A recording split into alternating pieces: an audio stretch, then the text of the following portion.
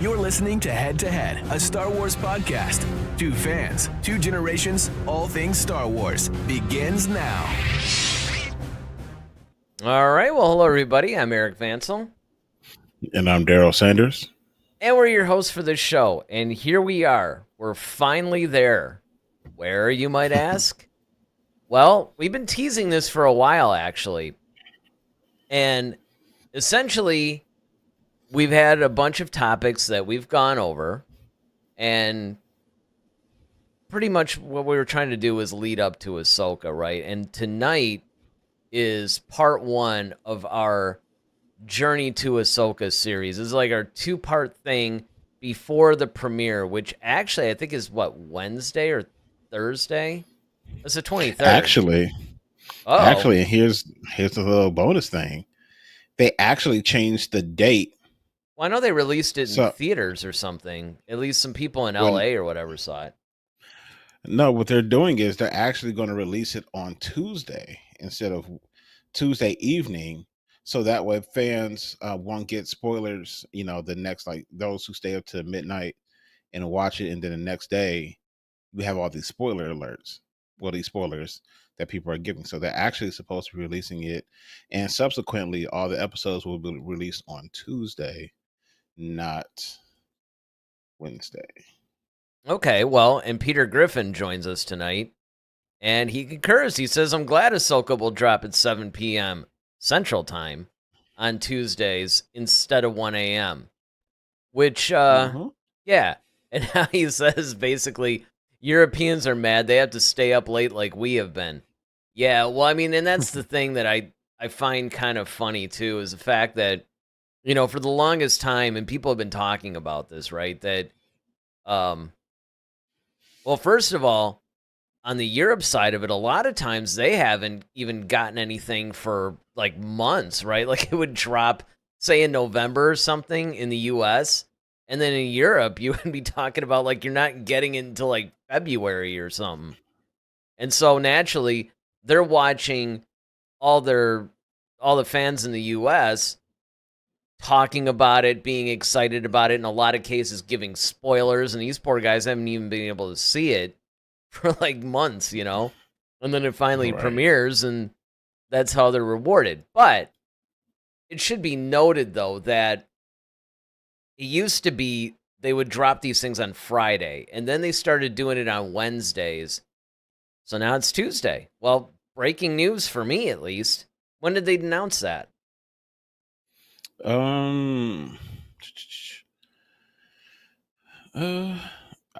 As far as I know, it's like it's been only a couple of hours ago. As far as I've been, like maybe like 9 hours ago. Really?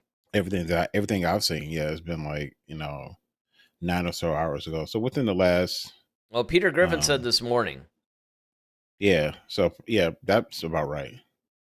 So yeah. All right. Well, I guess that explains why I hadn't heard anything. I haven't really been too plugged in today to a lot of news. Some days I've been able to, even, with work and stuff like that. But today, yeah, that wasn't happening. So that is good news then. So they're going to drop it Tuesday at 9 p.m. for Eastern Standard Time. All right, well, 6 p.m. Pacific. Okay, but that still is fine. Not that they care, but it still works for us. And the reason why I say that is because our Journey to Ahsoka thing, obviously, is tonight, part one. We're going to be talking about the connection between Sabine and Ahsoka.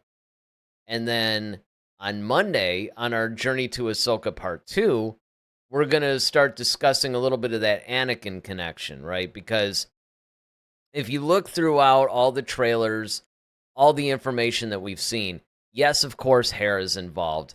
Yes, you have Mon Mothma, you have a bunch of other players, but it seems like Sabine is a focus. And one of the things that we brought up back when we were talking about our concerns about the Ahsoka show, we talked about, well, are they giving Sabine force powers now? Are they, so there were a lot of, I would say, question marks around Sabine and her involvement. And so I was thinking that on the flip side of that, of course, you have the Anakin part too, right? So these would be the logical focus points that we can use for tonight and Monday's episode. Now, that said, that doesn't mean that anything else is off the table. As you guys know, I mean, for one thing, if you got something that's not even Ahsoka related, I mean, it's a discussion show. This isn't a news show. That we're not beholden to some particular topic, and that's one of the things that's great is that we, a lot of times, we really get off track on this show and in some discussion that's like way left field of what, what we're actually talking about. But for the purposes of a guided discussion, let's put it like that. Tonight, we're dealing with the relationship between Ahsoka and Sabine. Now, I want to take the opportunity, while I'm doing this, to welcome, of course, our Twitch followers. We have viewers on Twitch. Like I said, we just started streaming on Twitch not too long ago. Again, we used to stream on Twitch, and then we stopped. Well, now we're back, and we have some followers. And a couple people actually follow us quite regularly and even chat in on the show, and we love that. And we would encourage anybody that's watching on Twitch, anybody that's watching on YouTube, chat into the show. That's part of what makes it fun. It's like a discussion show. I mean, hey, look, if you guys are comfortable just sitting back and watching us discuss and maybe some of the people that chat in, great. That's awesome. I would also say, right off the gate, right before we get into this, don't forget to like this video. It's really important. It helps us. The algorithm likes it. We like it. Everybody's happy. So, getting involved in this thing. Well, before we start actually getting into this, I will be remiss if I did not mention that this is Star Wars Day. We're talking about Ahsoka. Yeah, but I know. I don't know where my mind's at. I mean, we have to acknowledge the Grandmaster in the room. Today is Mr. Eric Vansel's birthday, so it is. Happy birthday to you, sir. Thank you. I have a drink for you on your behalf. Absolutely, and I got today I'm drinking Celsius because I really need a pick me up tonight. It's been a long day, but yeah, what's funny is I even promoted this as my birthday show, and yet I neglected to even mention it. How hilarious is that? It'll be self-serving if you did, so I got you. It was, and it was good that you did it. But let me be a little self-serving. Look, guys, you're probably thinking like, man, will be a great gift birthday. For him? Yeah, what would be a great gift? Well, I'll tell you what would be a great gift. What a segue. Hey, listen, I can only do this. That's right. Once a year. Well, not even that, right? Because unless my birthday once a year. I mean, it has to fall on a Friday or a Monday, unless we do a special birthday episode, which, we could do that in the future. But look, if you guys are thinking, man, this guy is cool, I would love to get him something. Well, you do our buy me a coffee thing, right? You can either make a one-time birthday donation, or you can even sign up for a membership. Be a Padawan at $5 a month, a Jedi Knight at $10 a month, or a Jedi Master at $25 a month. And, look at some of the stuff you guys get if you do that. And, it helps us. It helps us actually grow the channel because we're actually starting to get more subscribers now. We've been adding subscribers regularly, which tells me that what we're doing is a good thing. And so no matter what level of support you want to give us, Peter Griffin, for instance, just said, I got to do this here. He just wished me a happy birthday. Bruce, over on Twitch, also wished me a happy birthday. Really appreciate it. You know what, guys? I mean, that's really what it's all about. I really appreciate you guys, watching the show, interacting with us. It's like you guys are kind of like extended friends now to us, I mean, it's funny how we've gotten to know a lot of our regulars over all the time that we've been doing this. And look, we really appreciate just you guys viewing the show, liking the channel, and all that stuff. So I appreciate that. I appreciate the birthday wishes, guys. That's awesome. And so far, yeah, it's been a pretty good birthday. And guess what? Lucasfilm gives me a present and says, "Hey, Ahsoka's coming on Tuesday now." Day early. Yeah, day early. So that's gonna be incredible. So it looks like Monday's show will be the night before the Ahsoka premiere. So this is really timely. So Mm-hmm. now we can get into safely, I think. Right? Everything's been taken care of at this point. I didn't Yes, forget anything all else. business, Yeah, all all new, businesses all it's been concluded. right. Good of the order, right? I mean, maybe we can start doing these things with parliamentary procedure pretty soon, I'd like to make a motion that we talk about Right. So moved. yeah, exactly. Moved and submitted. Now, all right, I'll stop. I can actually problem is I really know Robert's rules, right? All those board meetings that we did. Right. I'm continuing to do, but that's besides the point. Yeah. But let me ask you this. This is a good thing I think that we can use to start this discussion. So, you remember back when we did that episode of our show where we talked about the concerns that we had. And, Mm-hmm. we said, look, there wasn't really a whole lot that I remember bothering us really about the show. I mean, most of it was a positive, okay, we're looking forward to it, whatever. And I remember we had a few things. But one of the key things, though, was are they going to start giving Sabine force powers? And I remember we started flirting with the idea of, well, I mean, she did have the dark saber. And of course, that dark saber was built by Paz Vizsla, who is the first Mandalorian Jedi, if I'm not mistaken. Correct. And so he built the dark saber. She ended up getting it. So I mean, there's a little bit of a Jedi connection there anyway, but it just seemed like with the Ahsoka series, they're starting to venture into the whole, like, yeah, they're really starting to do this. We're gonna make Sabine kind of like a Force user or a Jedi or something. It's almost implying like she was being trained by Ahsoka or whatever. Which I mean, during this time period, that could be the case. So what I think I want to do to start this whole thing out, have you changed your mind about the concerns that we brought up last time, now that we've had some more trailers and some more information? I'm not sure if I'm being completely honest. Yeah, I know. I'm kind of there too. Here's the thing. Like, we had Rebels on for what was it? 4 seasons? 3 or 4 seasons of 4. Rebels?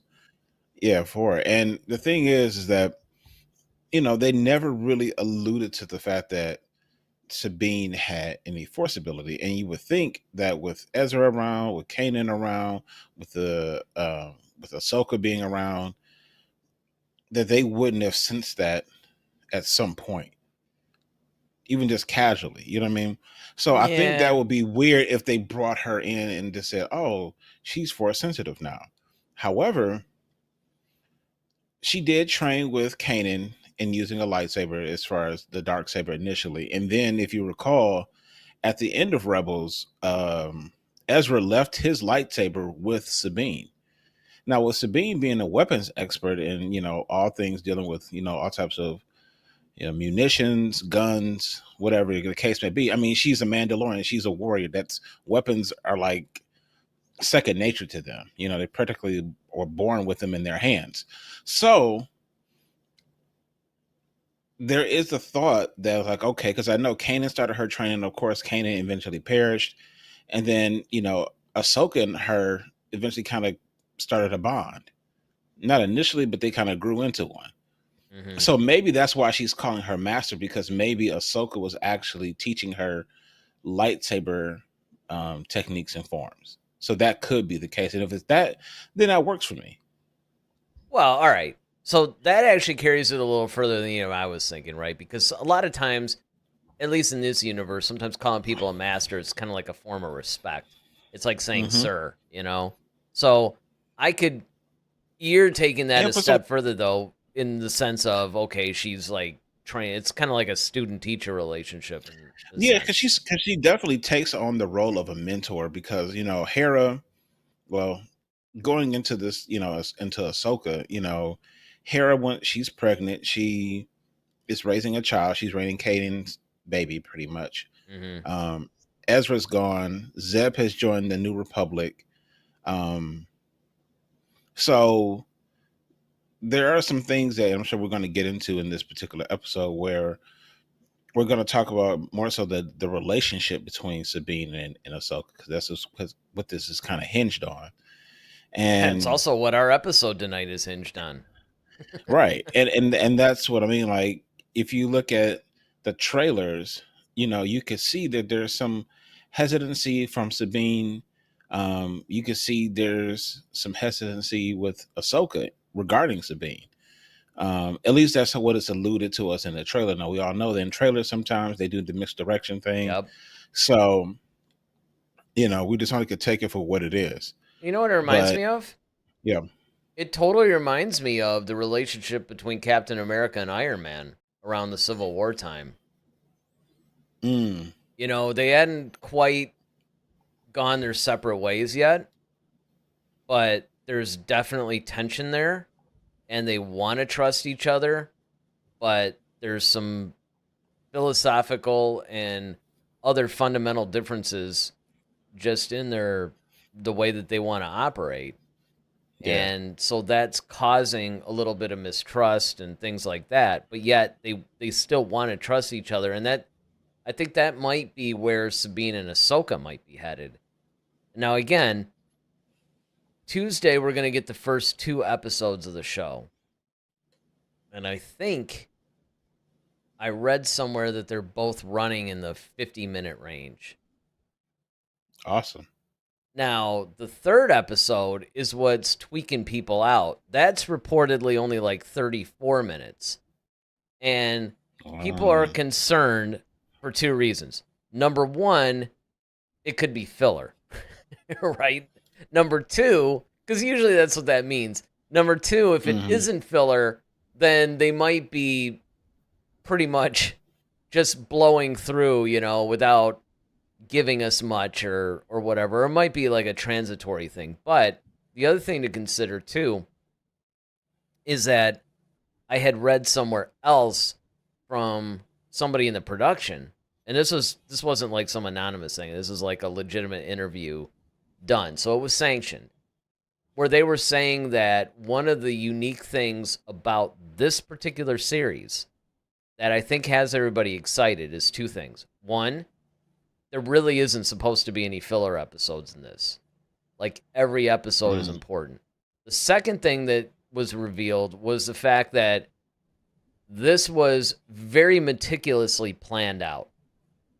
Everything from the storyline to just the way the episodes run to, like, all the problems that we said that were in Star Wars are not present here. And in fact, they went on to say that this series really plays out like a movie divided into parts more than an episodic series. So that's good news. So before we move any further, let me get a couple of chats we got from Peter here. He says, I think Sabine will be in tune with the Force like Chirrut Îmwe. That is actually a possibility. I'm one with the Force, and the Force is with me in Rogue One. He goes on to say it's debatable if he had the Force or not. And yeah, I mean, I know what you mean, and actually there's a lot of truth to that, because it was discussed that he was like a guardian of the Wills or something, where this is the first time we're actually getting the Wills into a canonical type of a situation. I mean, it always sort of was because of Lucas and what he was talking about, but this is the first time we get it mentioned in any sort of content, I guess, especially a film. Yeah, I mean, I think with the episode, because there's only 8 episodes for this series. Was it? All right. Yeah, it's only 8. Yeah, it shows how much I'm up. See, that's why this is not a news show by any stretch. Half the time what's news? Yeah, it's news to me. It depends on the topic. Yeah, I mean, half the time it's like I'm learning along with everybody else. I don't know if that's a good look. So it's probably good. It's community. That's why we right. discuss things. That's what it is. Hey, speaking of which, before we go any further on this thing, because I really want to, I figured, hey, it's my birthday. Just humor me here. I want to hype our Discord a little bit. Because speaking of the whole community thing, I love it when we're all chatting on this show. And, like I said, I learned just as much from you guys as you might learn from us. So I'd like to continue that on the Discord, actually. I have all these forums set up. There's all kinds of stuff we can participate in. So if you guys ever want to, obviously, you could do the comment section on YouTube if you're watching there, on Twitch.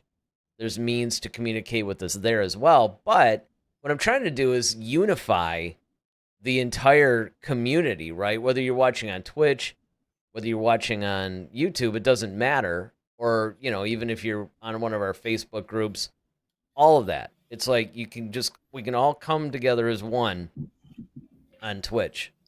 It's very zen of me to say, actually. But no, look at you promoting peace. I know. But you know what? I just think the whole Discord thing is a really cool thing, and I've already engaged a couple of people there. It's a lot of fun, and I just would like to see that grow, actually. And I'm not just saying that because I spent so much time, putting it together. I mean, there is that too, but, kind of like, yeah, you spend like a weekend building a Discord server, you kind of want people to join it. That's, usually how it goes. I mean, if nothing else, at least I learned Discord, right? And you can play Call of Duty with me on there. I'm going to be on there tonight, actually, as soon as we get off of this show. If you go to the Discord channel, the Call of Duty lobby channel that I created, there I will be. And, if you're so inclined, we can play. All right. So getting back to this, yeah, that's a good point with Shared Emway, because we really don't know for certain whether or not he was, well, let's put it this way. We know that he was Force sensitive. We know that he felt the Force in some way, that he can communicate with the Force in some way, but we really don't know if we could classify him as just Force sensitive. Was he a Force user? Was he another classification of Jedi, this whole Guardian of the Wills thing? They really never went into detail about that. Yeah, I mean, that's one of those things that I think where in Star Wars lore and canon, there's a lot to be discussed when it comes to that, because like, what deems you Force sensitive? Like that's that's kind of a vague term if you really think about it, because yes and no. In a way, what the reason why I say that is this, because if you want to go from if you're going to say technically everyone is Force sensitive because the Force lives in everyone. However, like, okay, to what degree are you more attuned to the Force? Because like we talked about before, when we said like, okay, well, Anakin had 20,000 midichlorians in his bloodstream or whatever the case may be. All right, well, at what point do you become more sensitive to the Force?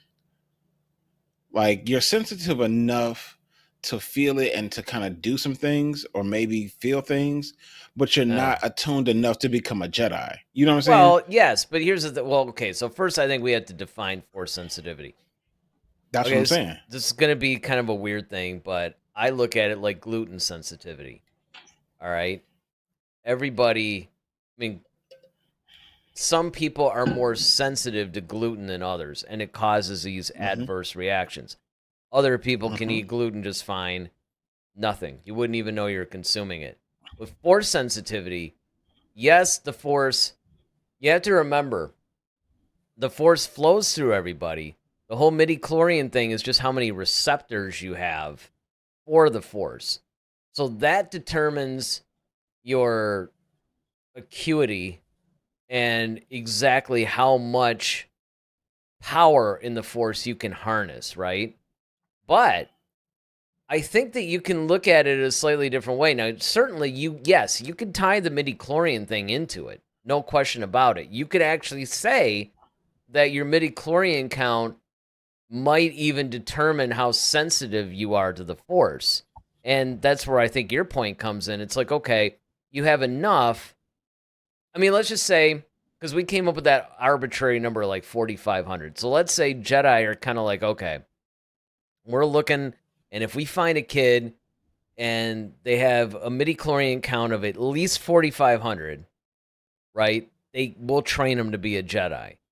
Well, what if you run across a kid that has 4,000? Okay, they're not that Exactly. far off, but they don't reach that like minimum requirement to be a Jedi, but maybe they're a little bit more sensitive. Okay, you could look at it like that. The other way that you can look at it is, and I would guess that would be almost a more scientific way with the midi-chlorian thing, or you could just say that, maybe things that the Force does, stuff like that, you're just a little bit more sensitive to that. Like everybody, or another way that you can look at it is like a sense. A lot of people we all have a sense of smell, taste. Well, unless you had COVID and, Yeah. Destroyed all that. But, you know, generally, as like a general rule here. Look, I'm General not rule, talking right? specifics. I know there's conditions, diseases, whatever, that nuke this stuff out. So I don't want to hear about that in the comments or anything like that. I mean, I get that. What I'm talking about Right. is In general as principle, as it is that's a normal. rule. Yes, as a rule, most people have a sense of smell. Let's just put it like that. Hmm. Now, some people, their sense of smell is a lot more acute. It's like it's really dialed in. So they're more sensitive to certain odors or things like that. So, Hmm. some people might smell a certain odor and, they're just like going insane. And meanwhile, you're looking at them like, what? And they're like, don't you smell that? Or, hearing, same thing. Right. There might be certain Exactly. frequencies that people are attuned to. And it's like, they'll hear a certain frequency and you might not be hearing it. You might be hearing it, but it's still in your subconscious. It's like it's not brought to your attention.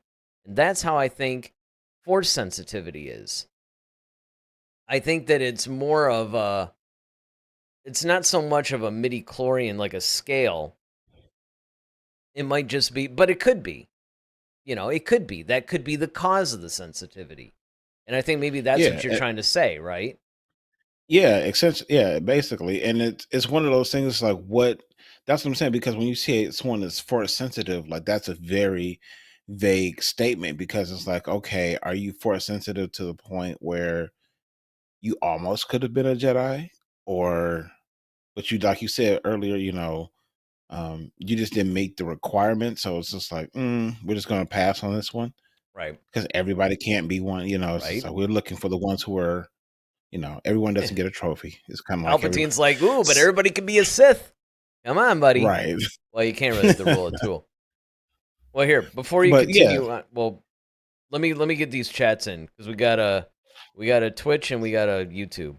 So of course on YouTube we have our old friend on my birthday, of course, the Jedi Master himself, Mr. David somewhere. He says, "Hello, gentlemen. Thank God it's Friday. You got that right. 'Cause Friday means Star Wars Day. It's Star Wars Day. Okay, I guess I could have just kept reading. I was watching at the beginning of the show. Happy birthday, Mr. Vansel. I'm glad you were born. Well, I'm kind of glad I was born too. I pray God blesses you with many more. Thanks, man. I really appreciate that. And yes, you know, and as much as I think the world should really feel blessed that I was born as well, I knew it was coming. I understand. Look, I get it, and it takes longer for some people to realize that. That's all. You That's that know, Leo energy. it's not your fault. If you don't understand what a blessing I am, it is not your fault. All right. Oh Before man, I I hate break this my arm guy. patting myself on the back here, let me get to Right. Bruce's comment here on Twitch. He says, if I remember right, wasn't Sabine a child science genius, kind of like young Sheldon? Um, yeah. No, not Well, is she? kind of. Well, I think it depends on how you look at it. She was kind of. I think she was kind of like mechanical. Like she was a mechanical genius. Okay, yeah. That yeah, I don't. okay. I don't Now that I can necessarily. see. Yeah, I don't. She's more like Howard instead of Sheldon. Right. Yes. Yeah. Yeah. Yeah. Yeah. That would be right. But again, I mean, in full disclosure, Okay, it's been a long time since I watched Rebels. And as tends to happen, like if you just, you watch a series run or whatever, and you don't go back and watch a lot of the stuff, which, admittedly I haven't, although I probably should have considering Ahsoka's coming. Um, I do remember bits and pieces from the earlier seasons, but not everything with extreme detail. So it is possible that maybe in an episode or something they alluded to that or whatever, but it wasn't really one of her necessary attributes. You are, I think, a little bit more on point when it's kind of like she was sort of like a weapons master. I think she was kind of like a mechanical genius. She was always like fixing or hot rodding the ship or something. Yeah, Um, she was good at, kind of tinkering and all that type of stuff. I mean, so I guess in that regard, yeah, you could say that. yeah. Um, but I think the biggest thing for me is just that um there seems to be a sense of dread or remorse from Ahsoka in this because much like she mentioned in the trailer that she never completed her training with Anakin, she abandoned him, and then Yeah. there's another part of the trailer where she's talking to Hera and she's saying that she abandoned Sabine, and that seems to be why. So it seems like they're trying to mend their relationship. Like, hey, I didn't really mean to leave you, but I have a mission. I'm trying to find Ezra. I have this. Well, I think what they're trying to I. do, I think they're just trying to explain the absence because remember, she fought Vader and she was just like Hmm. gone, right? Hmm. And that Right. left them to fend for themselves for like, I don't know, like another season or something. So, I think that's a key. Peter, he's going back to what we were talking about the whole like midi chlorian, like Jedi Hmm. taking people in if their count was too low or something. And he goes, um, oh, that's the wrong one. But, you know, what happened? Did it? Oh, and my chat's broke. Let me see if it does it on this one. Nope. Wow. So just like that, Well, guys, my as you chat's, get older, things yeah, you things know start to, you have things stop you have working. some Yeah. dysfunctions as you get older, but Yeah. Apparently the same. Right. Exactly. you Well, got what do you, you have CD yeah. chat Yeah. dysfunction. Chat dysfunction. That's kind of weird. Oh, Well, all right. You said, or just too old. Some don't get in for being 12. It's kind of like that and too. they do actually talk about age a lot. And a lot of it is Yeah. because, but you have to remember though that a lot of it is based on their force sensitivity again, right? Because Hmm. usually what happens is a really, really, really small child will demonstrate some sort of force aptitude and the Jedi will take notice and while they're looking. Because I often wonder, it seems to me like they basically had like recruiters or something, right? Because I mean, how are they gonna No, they know? did. You know? Well, yeah, they will actually have Jedi, like, on different planets, and they'll be like murmuring of like, oh, this baby did some amazing thing, or this was kind of weird. Mm-hmm. Um, and then I think there's also being on planets.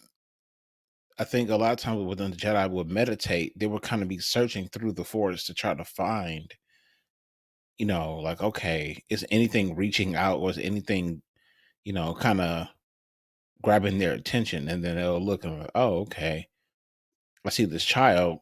Let me go try to find out where this child is, and then let me see what's going on. Um, so a lot of times it would be just if people are talking about it, like, yeah, like that. When we watch those little shorts that they have, what was it, Tales of the Jedi or something like that, Oh when yeah, they yeah, did when yeah. they found Ahsoka, Right. and it was just like, oh, okay, here she is as an infant stopping some crazy saber tooth tiger looking thing. It's like, okay, Yeah, but yeah, still, that that's like on a causes. planet though. Well, I mean, are you saying it causes like a murmur in the force or something, and then Well, it what happens is that people who are maybe around that planet may be talking about, like, oh, did you hear about this thing that this baby did?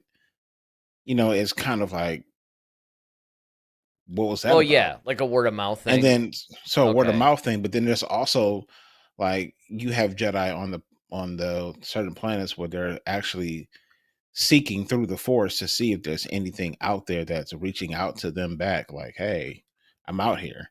That's You still a know, recruiter. I can buy that. Let me see if this yeah. chat works now. It does. All right. So Peter says she made that weapon that incinerates inside a Mandalorian armor at 12. Some think it was her blueprint for the Death Star. I could be wrong. Oh yeah, I forgot about that. Yeah, I Yeah. forgot about that too, actually. Yeah, okay, well, I guess that does more or But that less. still follows that. But that still falls under the It's kind of weapons like a thing. It weapons thing. just, Yeah, exactly. but it's more scientific. But nonetheless, it's a weapons thing. So yeah, I get it. Yeah, and I mean, I guess that's what people are pointing to. I mean, and I also wonder really how much they're going to port over because I saw a couple early reactions because again, I guess they did like this screening. I don't know if it was in LA or something where they actually Mm. put the first 2 episodes in theaters. Now, I don't know if this was like national because I didn't know anything about it or I would have tried to get there. But, you know, I mean, how awesome would that be to see the first 2 episodes of Ahsoka in the theater? You know, it almost Hmm. reminds me of the Clone Wars thing. The Clone Wars. Yep. Yeah. Yeah. So, I mean, that would have been nice. But what I'm thinking is that, and this is what was really cool to me, you basically had a situation where one of the guys that went never saw Rebels, and then the other one was Christian Harloff, actually. So, Mhm. um, the guy that never saw Rebels alluded to the fact that he was not lost in watching this.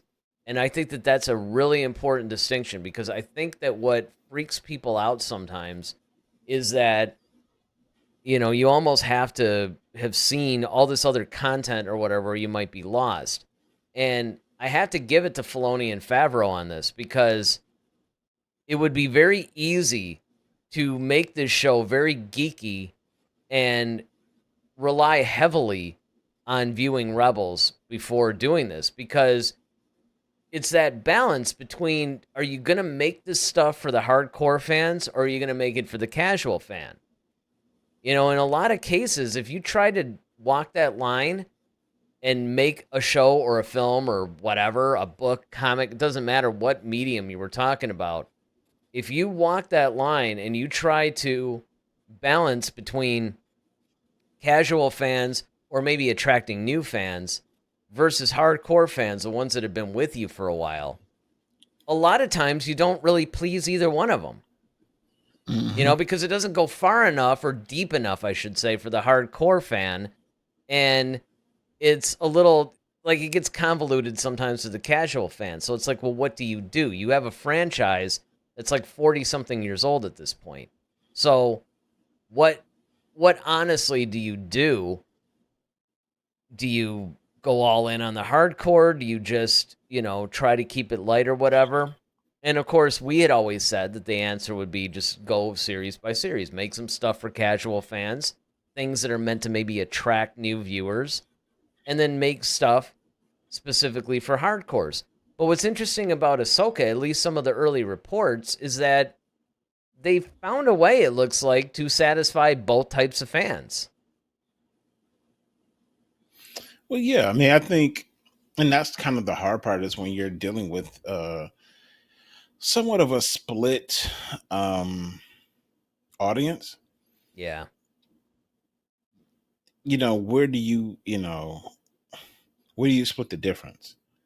You Hmm. know, and I think what you have to do is, and that's really a tough job to really have um to figure that out because it's like how much do because you want to reward the fans who really are into this and you really want to get them super keyed because usually they're the most critical because they have all the background, they have all the content.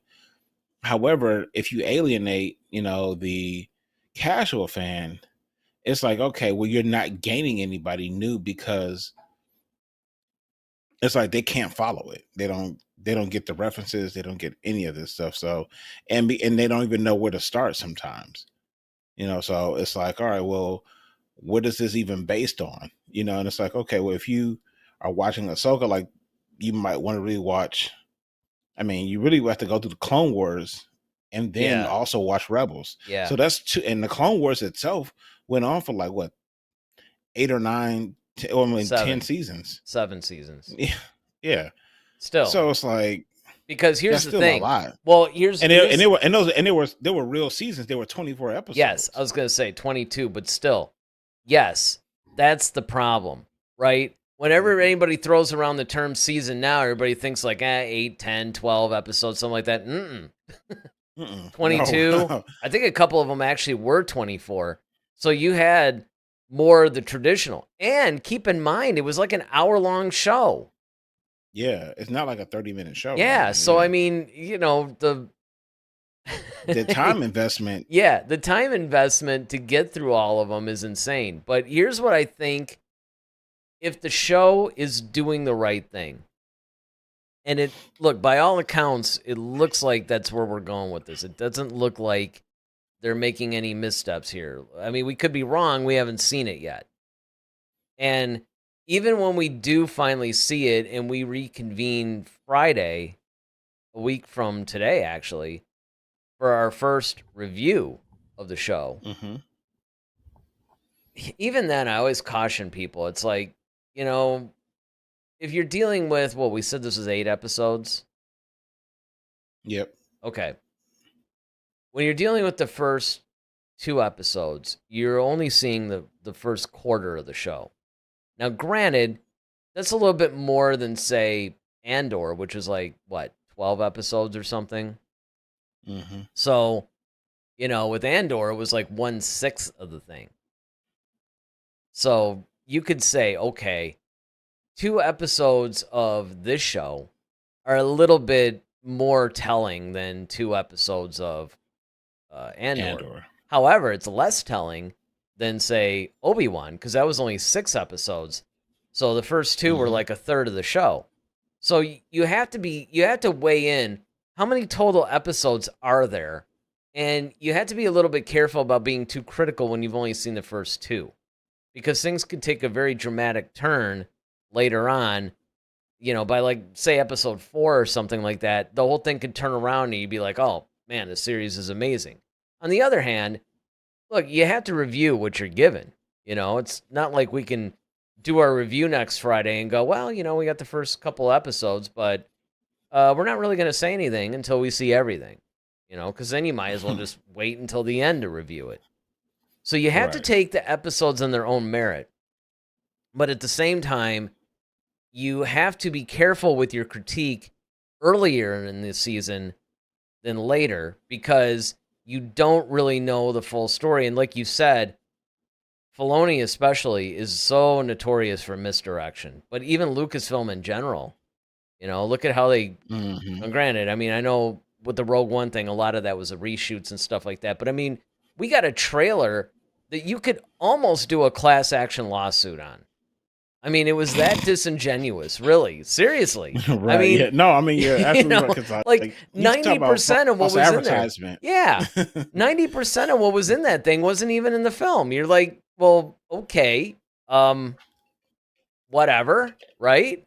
So, you do have to take these things into consideration. But at the same time, you can, I think, get a feel for maybe the tone of the show, a lot of things like that. And that's really where we're probably going to keep a lot of the review. I mean, sure, we're going to talk about the things that happen in it and everything else and what it means to the greater canon and all that. But a lot of it is going to be reviewing the framework of the show.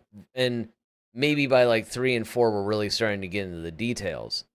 And, of course, things like the time and stuff like that. But I think as it relates to what we're talking about today, when you're looking at the relationship between Sabine and Ahsoka,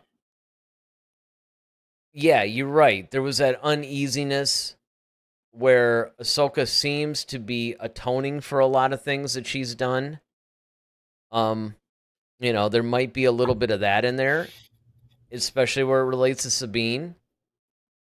But I'm also wondering, because it almost sounded like Sabine was a little resentful towards some of the things, you could tell just some of the things that she said in the trailers that, there was a little bit of a resentment there, which I don't know if that's tied Yeah. in, but Well, I know that they kind of brought up the fact that Ahsoka left Anakin. She never completed her training. She walked away from the Jedi Order. mhm. She abandoned him, and then she kind of abandoned Sabine as well. So I think she's trying to atone for that because she feels guilty for leaving, and she doesn't want to make that, I guess, more so a habit. Um, Yeah, but why does her but people, leaving? So that explains Ahsoka's part of it. But where's hmm Sabine's anger coming from? Because if you remember in Rebels, I mean, I don't remember her making a really big deal about her leaving. I mean, I know it was acknowledged that, hey, Ahsoka's gone. But didn't they all assume that she died in the whole battle with Vader? well, I don't know. That's the thing. I really don't know. I think the problem is I think it's Sabine is like, okay, you left to go try to, find Ezra, but we're still here trying to fight this good battle, and we need you. Well, It's yeah, no different okay. than kind of how Poe felt with Rey. Yeah. Like, okay, you're out here trying to go do this, but we as a resistance, or we need you here to be Mm-hmm. present, and Mm-hmm. you're not. Yeah, no, that's a good, yeah, that works. And especially her being a Jedi, or at least Force user, because she could have really turned the tide of a lot of battles, at least, if not the war. So, I mean, it's kind of like, hey, well, you're off doing whatever. And that's another good point, too, though, because again, Monday we're going to focus on Anakin, but when you look at some of the other characters around, you have her obsession with finding Thrawn. And of course, part of that is because that's where Ezra went. So her focus is hmm Ezra. So we got to see what part Ezra plays. Is he just going to be a peripheral character in this? Or is he going to be somebody who's key? Another periphery type of a thing that you can look at. Although I think this will probably be more concentrated on Monday because it relates to Anakin a little bit. But these like weird stand-in Sith guys that sort of hmm feel like a combination of a Sith and an Inquisitor with their orange lightsabers. It's like, who are they? I mean, you're reasonably confident that Thrawn's the guy that sent them out. Well, why are they listening to Thrawn? Who are they? Is there anybody that's in charge of them that's more of like a Force user kind of thing? Um, because if you look at the Inquisitors, now the Inquisitors were directly under Vader, but they would listen to military guys like, say, a Grand Moff or something. So, but hmm Vader was kind of the ultimate person that they answer to on the side of the Force. Is there somebody like that in this world? Yeah, Yes, you have that's a good Thrawn. question. I That's a mean, very good question. yeah, because it's kind of like, well, who trained Yeah, them? yeah, it's kind of like, it's kind of funny because when you think about it, like, well, Leia, when she was like, oh, when she was talking to Tarkin, she's like, I thought, um, you had to be holding Vader's leash, basically. Mm-hmm. And it's just like, you kind of think that, well, maybe that's who is holding Vader's leash. But then when you see the ability that, Vader has, you're thinking like, okay, well, Tarkin must be super powerful in the Force or something like that. But it wasn't even him; it was Palpatine, Right. and Palpatine just Palpatine was basically basically said saying, like, yeah, "You have to listen to Tarkin," and it's just exactly. like, Right. so So it's like, who's the okay, person that's saying you have to listen to Thrawn? And more importantly, right, even if you want to say, okay, look, Thrawn's the one that, found these guys, I don't know, whatever. Well, who trained them? Now, you could say, okay, they're fallen Jedi, kind of like the Inquisitors, right? Fallen hmm Jedi, they decide to go to the dark side for whatever reason. And hmm Thrawn finds them and puts them to work for him, right? Because the dark side's like, look, you can get revenge on Jedi. We're going to pay you a ton of money, whatever motivates them, basically. So you hmm can But still, these are unanswered questions, though. Like, we really don't know. And I think that that's going to play a lot into a lot of this because even those guys, and that's why I'm bringing this up a little. Like I said, those guys I think are going to be factored into Monday's conversation more heavily. But just as a little bit of a preview to that, you know, they seem to be obsessed with the whole Anakin thing too. It's like, oh, and to the point where Ahsoka was like, look, I'm not here to talk about my past, I mean, but they're bringing that up. So Mm-hmm. there's something going on underneath the surface here. There's like a definite thing going on, I think. Right.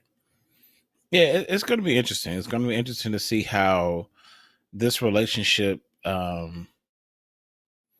how deep it goes. I think it's, when we find out, is Sabine a force user, or is she just, learning how to, be a leader and also utilize a lightsaber. Yeah. We know she has Ezra's lightsaber. And so if she's going up against these dark forces, you know, Ahsoka, your presence would definitely be needed and wanted in these situations. So I think there's um, some of that, especially, they kind of always had, like, the ghost kind of always had a force user around, like with Kanan, with Ezra, and then now both of them are gone. Ahsoka, you were here, but then you left. So it's kind of like we Mm-hmm. don't have that X factor. We don't have that edge anymore. Um, so it's really going to be interesting to see what the nature of these two relationship, what happened and where is it going. And then, of course, we're going to be exploring Anakin, her relationship with Vader and Yeah. how she's dealing with that. Yep. So David Chadson, he says, isn't Ahsoka Vader's ex? LOL. Yeah, I mean, No, ex Padawan, yeah. yeah, ex Padawan. Um, Or student, if you will. student, But yeah. Yeah. And I mean, and that's the thing, and that's where it's gonna factor in. And again, I mean, Monday we're pretty much gonna focus a lot on the Anakin Ahsoka thing, why we even see Hayden Christensen in this. Is it a flashback thing? Is it a Force Ghost thing? I mean, there's a lot that we can unpack on Monday as well. But look, you can underestimate the Sabine and Ahsoka deal because they spend a good amount of the trailers dealing with their relationship and their conflict, which tells mhm. me a couple of things. One, that we're going to find out, I think, a little bit more about Sabine's character because I also wonder how this is going to brush up against the Mandalorian. You have to factor in the fact that she was pretty much on the path to, I don't know, rule Mandalore or something, Mhm. or at least be a key player in the whole thing, right? But that's one element of it. So I don't know how much of the whole Mandalorian thing that they're going to really explore in this. But the second thing is, yeah, I mean, the whole force using thing or just the relationship and the maybe feeling of betrayal, the conflict, all this stuff. These are things that obviously are going to play heavily into this series because usually when they show trailers in the beginning, a lot of times it's true. They do pull predominantly from the earlier episodes because they don't want to give anything away from anything that happens later. Right? So Mhm. usually you're going to get a lot of the trailer stuff's going to come from predominantly in a lot of cases with Star Wars because they do release usually the first 2 episodes at once. Now with Andor they did the first 3, but that's because again, that was a quarter of the series. They usually try to do like 1/4 of the series. So in this case, it's an 8-episode season. So we're going to get 2 episodes, 25% or 1/4 of the season. And that's where most of the trailers coming from. Maybe they'll do a little bit. They might sprinkle in a couple of things from the 3rd episode, but honestly, everything that we've seen in the trailer, I would be highly shocked if any of those scenes went beyond the 3rd episode. Yeah, I could definitely see that. Um, I really want to know. Just I have so many questions. But You know what? I think they're just. Well, David has a question. Oh. Yeah. So David's question is she as strong as Anakin? No. No. But she is pretty powerful. She is extremely powerful. She's not even as strong as Luke, but she's up there. Let's put it that way. And what makes her a contender? Vader and lived, you know. Yeah, and that's what I'm saying. What makes her a contender is because she's facing her. She was the only reason I think she survived against Vader is because one, I don't think Vader truly wanted to kill her. Oh no, not at all. And then two, the other part of it is that she knows her master too. Mm-hmm. Like she knows that how good he is, and she's trained against him. One of the things I thought, and I know we're going to talk about this, more so next week when we talk about her relationship with Anakin. But man, just the whole Order 66, I loved how they showed her prepping almost for it, but she didn't even know that she was what she was prepping for. Mm-hmm. So Anakin's like, okay, I'm going to put all these these clone troopers against you, and they got their weapons on stun. And remember, he just kept knocking her out. They kept knocking her out, and he's like, she'll get it. And then it's like that moment in Order 66 happened when they all surrounded her, and it was for real this time. And they actually had real blasters, and they were actually firing upon her, and she was able to defend herself against it. And it was just like, it's all because of Anakin, right? So I thought that was just like so cool. No, that's true. I forgot about that. That was in the application of like, okay, this test. And she kept like, well, I don't know, I don't think I can do it, it's impossible. He's like, no, you can. And then to see her actually perform it like during Order 66 was just like incredible. No, that was incredible. And in fact, there's a couple of things that we can point out too if we're dealing with her power. And this is one of the things that I've often pointed out when I tried to defend Obi-Wan. When people start thinking, well, Obi-Wan's not really as powerful as what people say. Here's the thing to look at. Ahsoka, who grew in power, had a lot of training, and was basically Anakin's Padawan.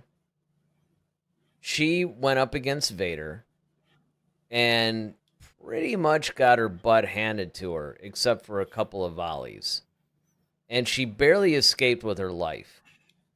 Now, as you pointed out, and I agree 100%, the only reason she survived that battle was because Vader didn't really want to kill her. He was kind of like, okay, just, look, just go away. Right? Just, if you go away, I'm really trying not to hurt you here, but you're making it really tough. If you keep persisting, I'm going to have to do something. All right? Now, we often said Ahsoka's really up there. She's highly powerful. Everybody forgets that Obi-Wan faced Anakin like 3 times, okay, in a real battle.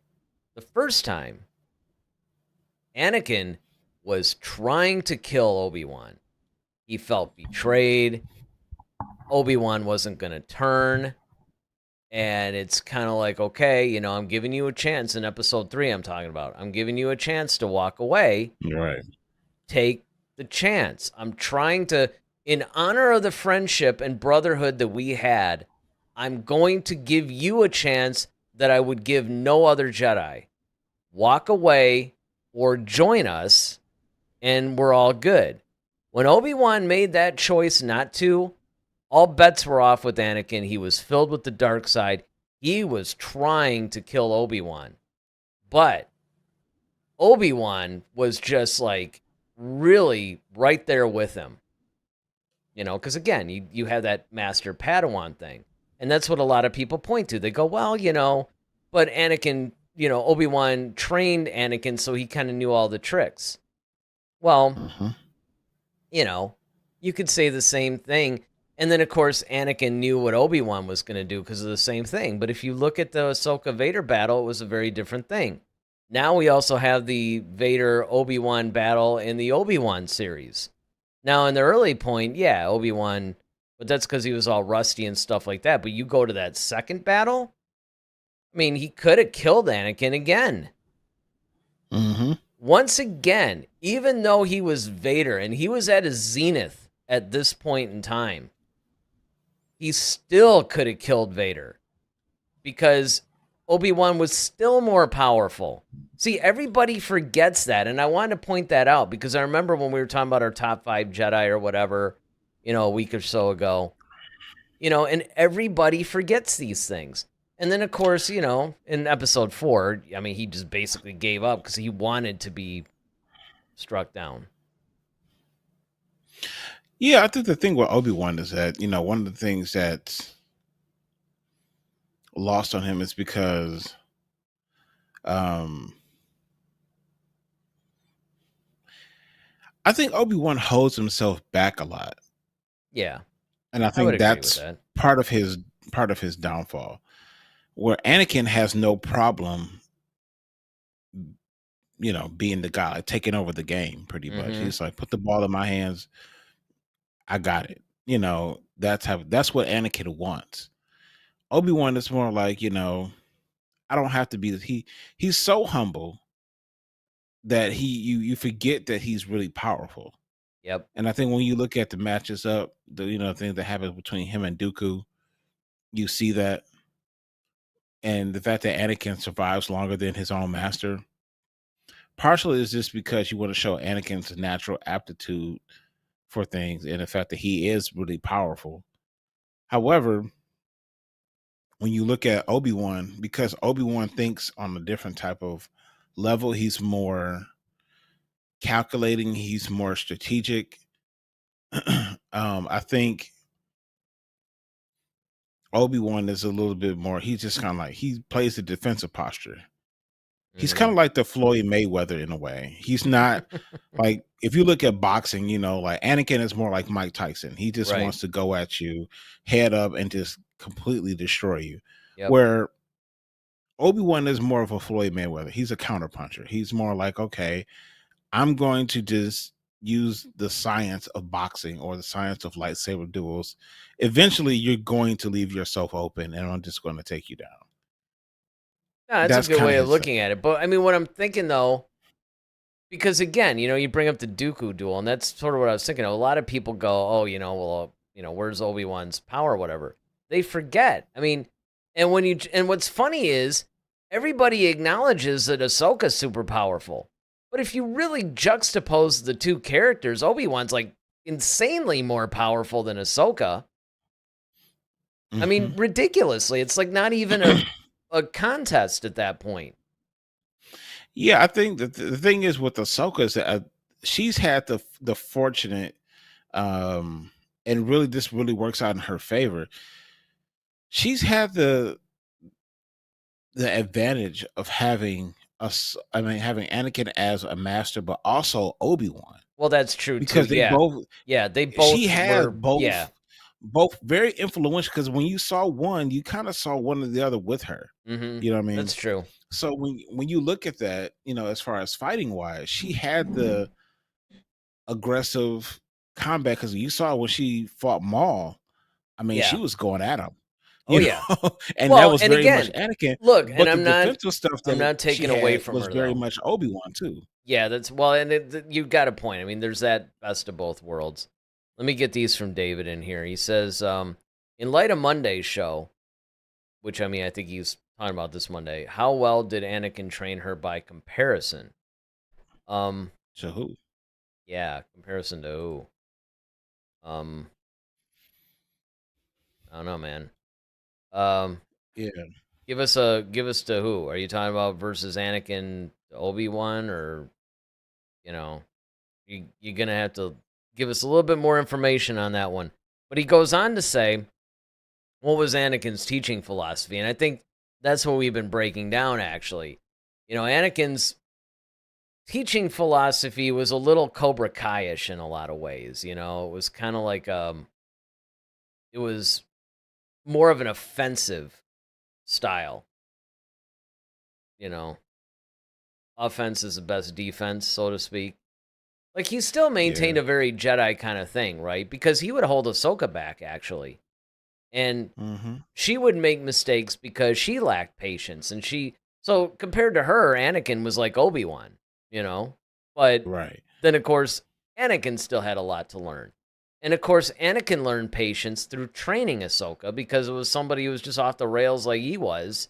And it's just like, oh man, I got to rein this woman in, and this is crazy, right? But that's pretty much how it worked out. And his teaching was a little bit of, it was a lot of the Jedi stuff. I was actually surprised by that when I was, going through the Clone Wars series. And Anakin he didn't necessarily pull, he didn't really pull a Qui-Gon. If you think about it, Anakin was a little bit more obedient to the Jedi way than Qui-Gon even was. Because Qui-Gon would teach Obi-Wan a little, Obi-Wan was like, well, no, I don't think this is a good idea because we should be doing it this way, by the book, right? Right. Whereas Anakin, because he studied under Obi-Wan, who was by the book, he would teach the main thing and adhere to it much more than I thought he would. But he would also, and this is something you bring up a lot when it comes to the Jedi and a lot of things. It's like with Anakin, though, and this is true, this is where he is like Qui-Gon. He knew when to instinctively go, you know what, we got to just go off script for a second and do Hmm. this because it's the right thing to do, Yeah. and I mean, so that was more or less his teaching philosophy, is that he would definitely oh good, and then David popped in. That gave him just enough time to pop in with his follow-up. As soon as it, links through on VMix Social. Here we go. It's acting up today. He says Anakin is a teacher compared to Qui-Gon and Obi-Wan. Oh good. Well, we read your mind apparently. Because that's what we've been comparing it to. And that's basically what it is that Qui-Gon was, he disagreed with a lot of what the Jedi Order was doing. And so therefore he pretty much went off script and taught Obi-Wan, this is what you should do. Whereas Anakin Hmm. pretty much stuck with the script. His was more circumstantial, whereas Qui-Gon was more philosophical. So Hmm. Qui-Gon had philosophical differences with the Jedi Order, and so he tried to pass those on to Obi-Wan. Anakin, on the other hand, philosophically was right there on board with the Jedi Order, but what he would do is, in certain circumstances that warranted them going off script, then he would say, okay, you got to look at the situation and you have to make the determination on what is right, what should we be doing. Because a lot of times, he thought engaging in certain battles when the Jedi were trying to say, no, we need to wait it out, or, we need to survey this longer or whatever. And he's like, no, our opportunity's now. We really need to strike. Hmm. Kind of like a strategic difference, too. Like, it was really less to do with the Jedi Order and the Force and a lot of those philosophical. It was really more like being a general. It's like, look, just, it's making battle plans and things like that. It really didn't have as much to do with a lot of that other stuff. Uh, and David, he basically was like, yeah, Daryl taught me like Anakin, evil incarnate. That's right. Well, yeah, I guess if he's going to teach you anything, that's what it would be, right? He would join us or die. Yes. But I mean, I think that those things are worth mentioning too, because again, there is, in this whole Ahsoka Sabine thing, there is definitely some sort of a mentor student, or, I mean, really don't know what to call it yet. Yeah, you gotta kind of have to find your lane too. Like when you're a student, it's like, okay, your master teaches you. It's no different than being a child. Like your parents give you enough basic information, enough things to And a lot of time it's predicated upon their experiences or how they were taught and the timing when they were taught it. Hmm. But a lot of times you have to apply that differently given the time that you're in currently. So my grandparents raised me and they were born in the 20s. Okay, so a lot of things that they grew up on and experienced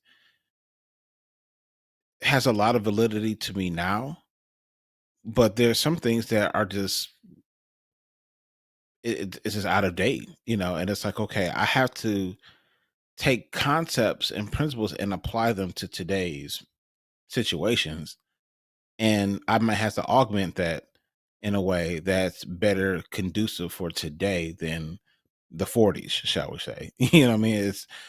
And I think that's kind of where Anakin was. He was like, okay, I hear you and I understand, but like we could waste our time sitting here trying to chase tails, or I could force choke this person. This person is going to give me the information like in 2 Well, seconds. yeah, that was a And that we're was and a we're good and we're example. against the clock. Right. We're against the Yeah. clock right now. So we don't have time to play this diplomacy game. Like we need answers now. And what's going to get us now?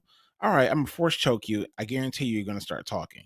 Well, but again, and this is where, and Mace and Yoda, they always try to say this, and this is definitely brought out in the Clone Wars series.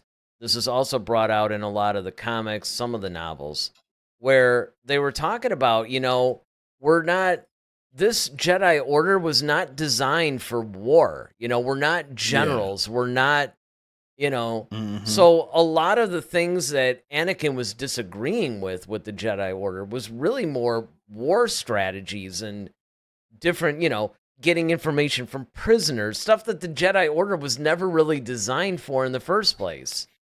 Right. You basically had an order of what essentially is a bunch of monks that had really good fighting skills and some powers. And so it made sense to put them in the front lines of a battle if you're facing these insurmountable odds. But the philosophies weren't really in line with war. And so it's like they're keepers of the peace. They're kind of like the National Guard more so than the Marines. And so the Hmm. Jedi were being forced into a situation that they really weren't designed to do. And that's where you had that conflict. It wasn't even so much of Right. a, oh, this concept is outdated. Maybe it worked well, because like when Yoda took the Jedi Order, for instance, and he changed some things from the High Republic because he saw some weaknesses, maybe. Okay, that's more of a, hey, there's some philosophical things we need to revisit and play with. That's not really what's at play, because if you even look at episode 3, when you get Anakin's downfall, a lot of it was based on personal betrayal that he felt. Hmm. You're pitting me again. It's another, instead of maybe an out and out war thing, now it becomes a political thriller, right? It becomes this like, you know, cloak and dagger kind of thing. It's like, oh, you're wanting me to spy on this guy that I see as a mentor, and I'm not comfortable with that, and you're making me do this, and I'm trying to become a master, but you're not letting me do that but you're gonna make me a master because this guy told you to. It's things like that that really Yeah. turn him against it. It wasn't even like I don't agree with the Jedi. That's more like what Dooku did. Dooku left the Jedi Order because he fundamentally started disagreeing with some things. He saw some corruption too, and he saw the dark side and the Sith as a way around that. But a lot of that was also selfish ambition. He had it ever since he was a count on what was that planet? Cyrano. Sereno, or yeah. Cyrano. So, you have that. Anakin didn't really have that. Um so David, of course, chats in. Does Ahsoka have a mean streak edge or struggle with darkness like Anakin? Yes. Yeah. Yeah, but She's it's, had it, but now she's at the point where she's a little bit more spiritual and a little bit more zen. yeah, But absolutely. in Oh her yeah. younger days, yes, Well, remember that one she episode? had I remember she was like she turned into like a little dark side. Like she Yeah. had like She those was like, I actually thought, honestly, that episode was so well she done was kind of and like so vivid. possessed. Exactly. I think it was one of the, I think it was within that story arc where they had the father and the sister and the brother or whatever. And yeah, she like went up and Anakin had to stop her and she was just, yeah, possessed was a good word because that's exactly how she acted. But you know what I thought? I actually thought that's how they were going to write Ahsoka out to explain, well, how come she's not in the original trilogy or anything, right? Because you can't have this Padawan. I mean, Anakin had a Hmm. Padawan. It's like the natural thing when you're watching the Clone Wars is, well, what happened to her? You know, why isn't she with Right. Vader then? You know, I mean, did he Hmm. kill her? And that's what I actually thought during that episode when I was watching it. I'm like, oh, I see what's happening. They're going to do this whole thing where Anakin's going to be forced to kill his Padawan, and that's going to screw his head up, and that might help lead him to the dark side, or at least be more susceptible to it because he had to vanquish her because she turned to the dark side. Now, of course, that turned out not to be the case, but yeah, that definitely shows that, look, Ahsoka, she's got it in her, man. You don't want to make her mad. Hmm. And there's been other instances too. Hmm. Because I She's really, spunky. oh yeah, She's always had a spunky kind of feisty little energy. Even from the first time she shows up, she's kind of yep. like doesn't like authority. She's like, all right, Sky Guy, just even though corny that was, it was still like her thumbing her nose kind of at the whole idea of like, okay, whatever, dude. But she's always kind of had that feistiness in it, and she eventually realizes that she's been put in check a couple of times by Anakin, Obi-Wan, Plo Koon, Mace Windu. When she thinks that she's got it, and she's like, nah, nah, not really. You still don't have it yet. And she's like, okay, she gets humbled, but at the same time, though, she still has that like, I'm ready for whatever type of attitude as well. Well, and here's another way that you actually, and people, I think, overlook this. It's easy to juxtapose that attitude with how she is in Rebels, right? Obviously, older, Hmm. wiser, on and on it goes. But really, if you even go to season 7 of the Clone Wars, she's not that much older, but she's a lot more experienced. Because remember how she did not reveal when she met those Oh, those sisters? farmers. Yeah. And she stayed with them for a while, those like mechanics or whatever. Hmm. And she was just determined, I'm not going to use the force or whatever. If you look at the amount of patience, control, just everything that she had, I mean, you talk about growth. That's just immense. And of course, it took, I think, what was it? They were kidnapped by the Pikes or something like that. And she was finally Hmm. at the point where she just had to use the Force and use her lightsaber and all that. And then, of course, the sisters or whatever were like, whoa, where was this? So, which, by the way, was one of the coolest moments of that season. But again, it shows how much, yes, having those influences and everything did affect her. And it makes me wonder, okay, you saw the growth from season 7 of the Clone Wars to Rebels. Well, then you see massive amounts of growth between Rebels and when she first appears in The Mandalorian, and then, of course, the Book of Boba Fett. So you do have to wonder, where is she in her journey now? Because really, we only got glimpses of her in The Mandalorian and Book of Boba Fett. We're really going to see the culmination of that growth, I think, in this series. And I also wonder, and it would be good to get your thoughts on this, and of course, anybody watching this, do you now think that we're going to see a similar growth pattern with Sabine? And that's what a lot of this is all about. It's cyclical. Yeah, I think we're definitely going to see a lot of that. I think, now that Sabine is older, wiser, she's been in more battles. She's had more of a leadership thing. I think she's going to shine differently, but I think she's still going to shine, but she's going to shine in a different way than what we've seen her do in times past. Yeah. That's probably what it comes down to. And that's basically, look, we could say the same thing about Ahsoka too. You know, we saw Ahsoka shine both in Rebels and from what we've seen of her now in these live action series. So I think that that's going to be important. All right, so of course, winding this thing down, it's going to be really interesting to see where they go with this relationship between Ahsoka and Sabine, because there is a lot of history there. And obviously, if you've seen Rebels, that's going to help enrich that whole experience for you. I understand that you don't have to see Rebels or the Clone Wars in order to enjoy this Ahsoka series, but I promise you, if you watch one of them or both of them, although you would have to do some serious binging this weekend to get the Clone Wars going, you might be able to squeak in the 4 seasons of Rebels, but you're going to have to like Google or something, because that was something I almost was going to do with this whole Journey to Ahsoka thing, where I forgot what website it was, but one of them actually did this whole, here are the key episodes of the Clone Wars you should watch before watching Ahsoka. And you can just Google that and maybe include that in your viewing. But rest assured, if you don't have time or you don't have the inclination, you can enjoy this series without seeing either other series. But I would recommend it. So the question is, what do you guys think is going to happen between Ahsoka and Sabine? Do you think it's going to be a really complicated thing that's going to go throughout the entire season? Or do you think they're going to have a few differences, but they're going to resolve them maybe within these first couple of episodes and then be on board for the rest of it? So that's where we're pretty much going to leave you tonight.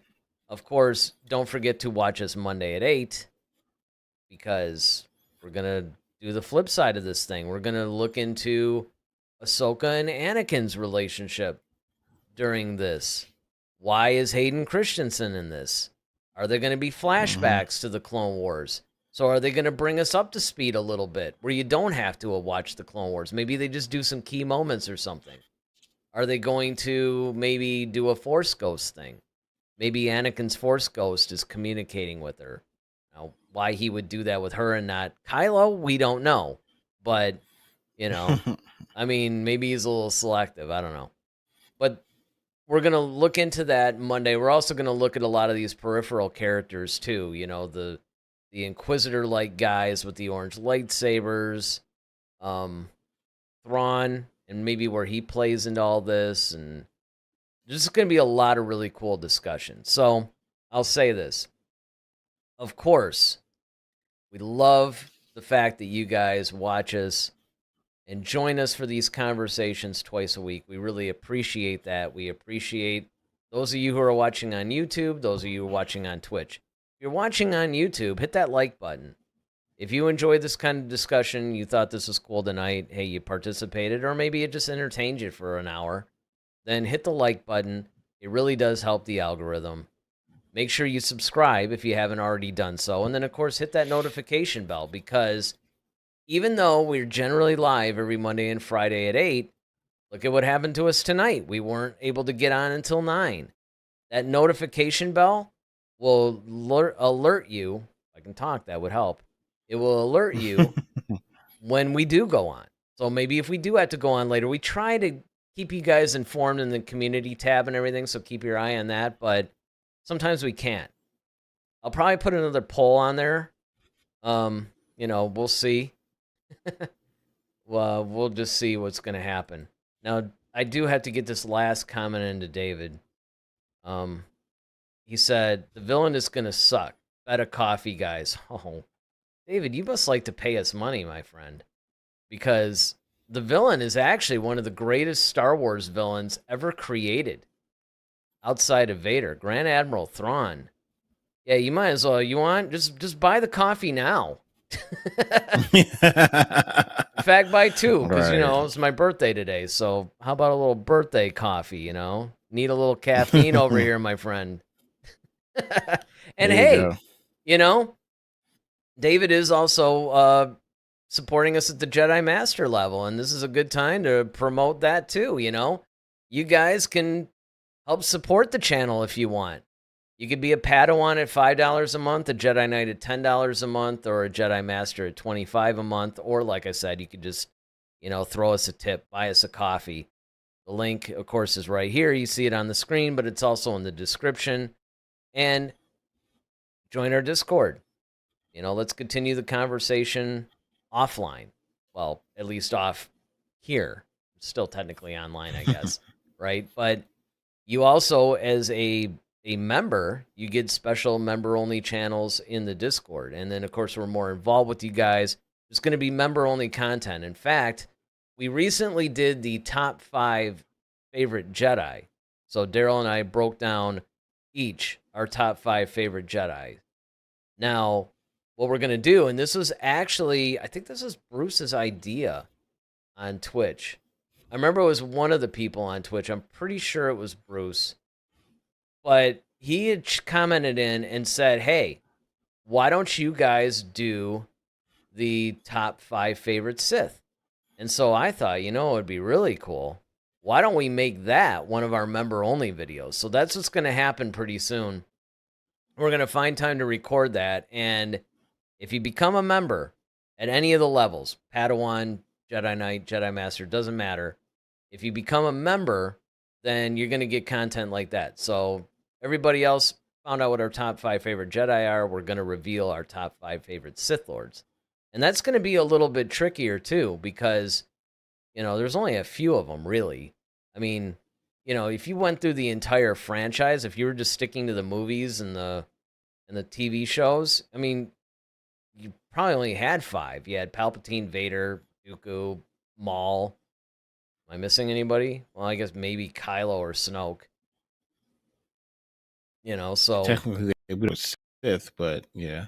Yeah, well, exactly. That's my point. It's kind of like, we have to give. Now, I can do it easily because, I'm a huge reader of the books, the comics, and all that stuff.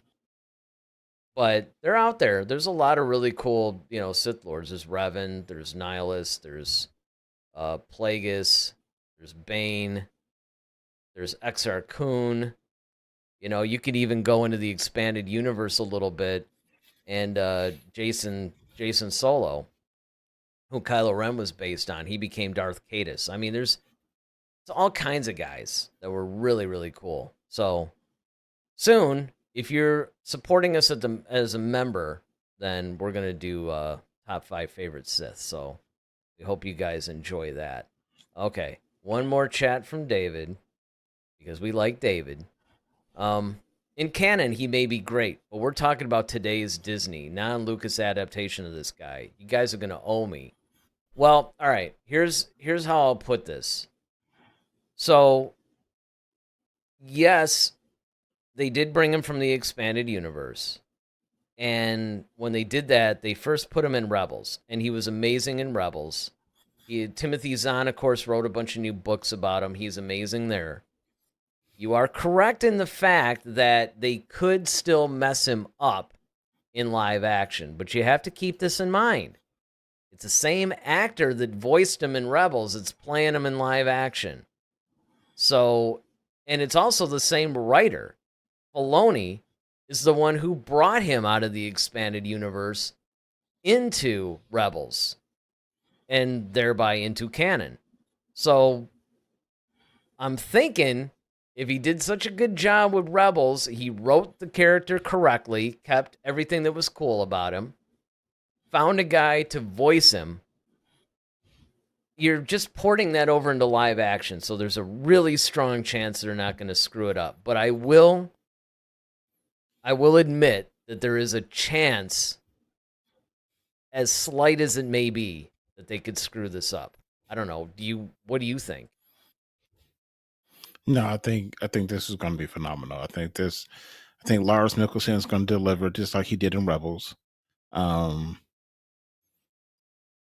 And yeah, I mean, already the reports have already been like, it's amazing, it's phenomenal. So, so what you're saying is David's buying us a coffee. Yeah, of course. Yeah. He said He Samuel he L. loves Jackson in he loves Secret giving away free Invasion. money. Yeah, well, you know what? And we love the support, so it's really a win-win. Right. I have no problems helping people give away money. You know, and just as a reminder, it is my birthday today, guys. So, you know, if anybody out there wants to tip me Give to him the some buy me a Republican, coffee thing, yeah, you know, give him some helps. Republican credits. There you go. Yes. Yes. That would be appreciated, you know. What was it the Waddle said? Like, something doesn't motivate me, only money, or whatever. Mm-hmm. Yeah, well, you know. Look, hey, at least I'm whoring myself out for you guys, right? I mean, every Monday and Friday. This has actually been fun. This has actually been a fun discussion. I'm really looking forward to Monday's show on the whole Anakin Ahsoka thing, because I think that's going to be as cool as it was tonight. I think it's going to be really cool to delve into that. So hopefully you guys are able to join us. And as it looks today, we should be on time. I mean, I know that occasionally that gets messed up. I don't know. How are you looking on Monday? You think we're going to be on time for 8 o'clock? Yes. So far. All right. So far. If not, just again, you know, if you subscribe to the channel and hit that notification bell, you'll be notified when we go on live. But keep your eye on the schedule. Again, we'll put it on the community tab. I'll post some in Twitch. We'll let you guys know. But it's going to be, if it's not 8 o'clock, it's going to be 9. Just saying. All right. All right. So with that, we hope to see you guys Monday. I'm Eric Vansel. I'm Daryl Sanders. May the Force be with you. Always. Head to Head, a Star Wars podcast. Be sure to follow us on Twitter @HeadToHeadSW. Submit your questions for our next show. Visit our official website at headtoheadswpodcast.com. Until next time, may the Force be with you, always.